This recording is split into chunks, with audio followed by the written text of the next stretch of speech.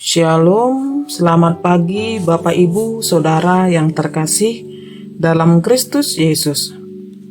Pagi ini, Kamis 30 November 2023, saya Pendeta John Patar Situmeang, Gembala Sidang GKU Ranca Ekek, mengajak kita semua untuk mengikuti renungan harian yang dikeluarkan oleh Sinode Gereja Kristen Okumene di Indonesia dengan berpedoman pada pola pembacaan Alkitab 4M, yaitu menerima, merenungkan, melakukan, dan membagikan firman Tuhan dari Efesus 1 ayat 19 sampai 20 dengan tema kekuatan kuasanya.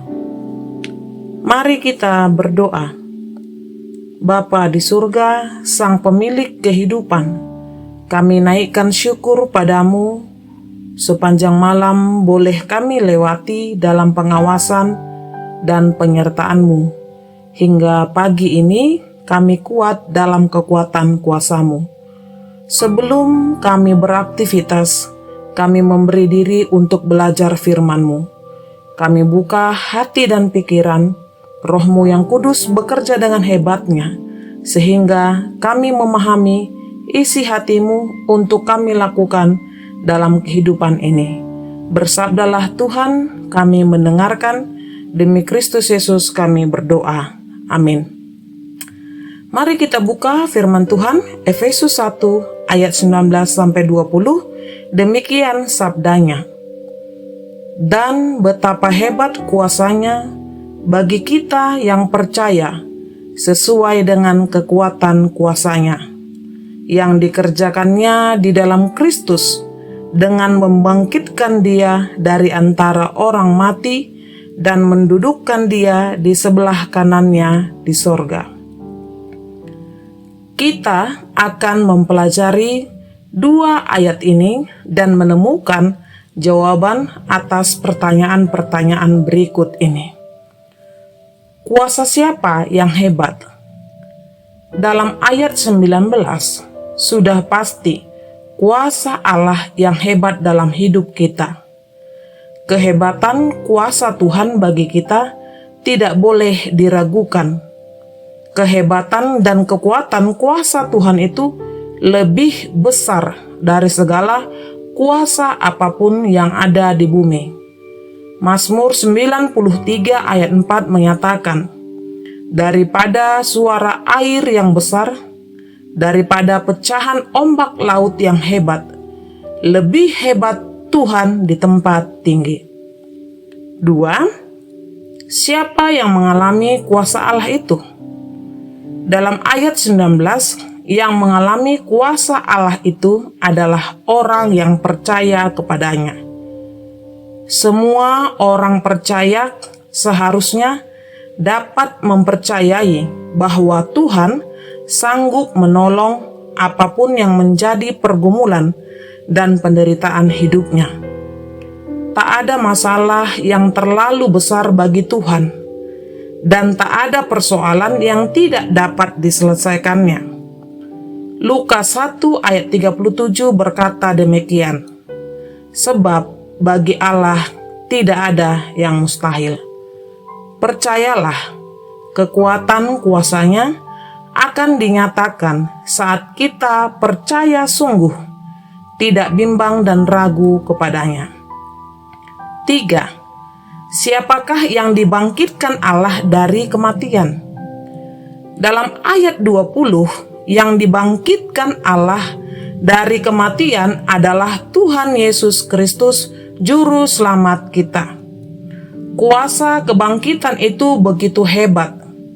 Ia memiliki daya menggulingkan kabut besar penutup kubur, menghidupkan Yesus, mengubah hidup manusia berdosa. Dan yang sangat penting, kuasa yang membangkitkan Yesus dari kematian itu diberikan juga kepada gereja Tuhan sampai hari ini, supaya orang yang percaya kepada Kristus juga mengalami kebangkitan tubuh. 1 Korintus 15 ayat 14. Murid Tuhan yang sejati tak lagi punya pilihan dan alasan untuk tidak memberitakan kabar sukacita kebangkitan Tuhan, sebab Tuhan kita hidup. Kemajuan Injil semata-mata terjadi karena kehebatan kuasa Tuhan yang membangkitkan Yesus dan kuasa Roh Kudus yang diberikan kepada orang-orang yang percaya. Kuasa kebangkitan itulah yang mampu mengubah hidup kita. Pertanyaan yang keempat, apa maksud dari mendudukkan Dia di sebelah kanan Allah? Dalam ayat 20 ini tidak boleh kita artikan secara harfiah. Duduk di sebelah kanan Allah Bapa artinya bukti bahwa karya penyelamatan sudah genap dan selesai dan Yesus tidak menderita lagi. Ibrani 10 ayat 11 sampai 12. Segala kuasa di surga dan di bumi telah diberikan kepadanya. Matius 28 ayat 18, 1 Korintus 15 ayat 27, Filipi 2 ayat 9 sampai 11, Efesus 1 ayat 20 sampai 23. Musuh dijadikan tumpuan kakinya. Ibrani 10 ayat 13. Dari nats firman Tuhan di pagi ini, kita belajar yang pertama, orang percaya jangan ragu dan bimbang akan kekuatan kuasa Tuhan di setiap musim hidupnya. Yang kedua, orang percaya melihat dengan mata iman kehebatan kuasa Tuhan yang membangkitkan Yesus dari kematian. Dan kuasa kebangkitan itulah yang mengubah kehidupannya. Yang ketiga, orang percaya mengalami kemenangan karena Kristus. Bagikanlah firman Tuhan ini kepada siapa saja yang kita jumpai dalam aktivitas kita di sepanjang hari ini, agar mereka turut merasakan kekuatan kuasa Tuhan dalam duka dan penderitaan, bahkan mempercayai kebangkitan Yesus dari antara orang mati. Demikianlah renungan kita di pagi ini. Mari kita akhiri dalam doa. Kita berdoa.